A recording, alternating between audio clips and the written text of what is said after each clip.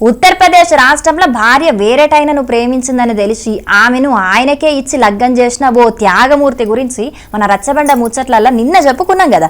ఈ గియ్యాల కూడా గసుంటి ఒక ముక్కోనపు ప్రేమ ముచ్చట్ని పట్టుకొచ్చినాం. కాకుంటే ఈ కథ మాత్రం ఎవ్వరు అనుకోని మలుపులు తిరిగి ఆఖరికి ఏమైందో చూద్దాం.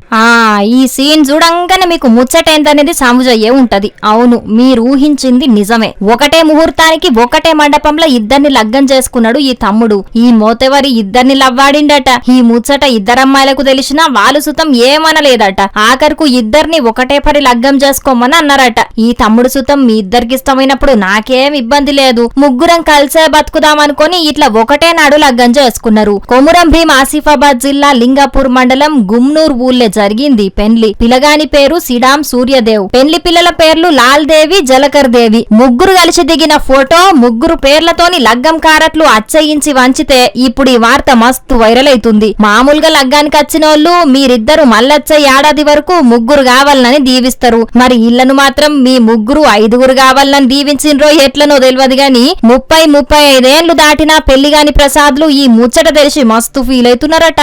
అరే ఏంద్ర స్వామి, మాకొక్కలు చుతం దొరుకుతలేరంటే నువ్వేంద్రా నాయన ఒకటే పరి ఇద్దరిని చేసుకున్నావు అని ఫ్రస్ట్రేషన్ ల కామెంట్లు కూడా పెడుతున్నారు. కానీ కొంతమంది మొగ పురుషులు ఒక్క భార్యతోనే మేం ఏగలేకపోతున్నామని కళ్ళకు నీళ్లు రాకుండా మస్తు బాధపడుతుంటారు. మరి తమ్ముడు ఇద్దరి భామల ముద్దుల మొగుని లెక్కనే ఉంటాడో లేకుంటే ఇద్దరి మధ్య నలిగిపోతాడో తెలియదు గాని మన రచ్చబండ ముచ్చట్ల తరపున మాత్రం వీళ్ళ సంసారం అన్యోన్యంగా సాగలనని కోరుకుంటున్నాం.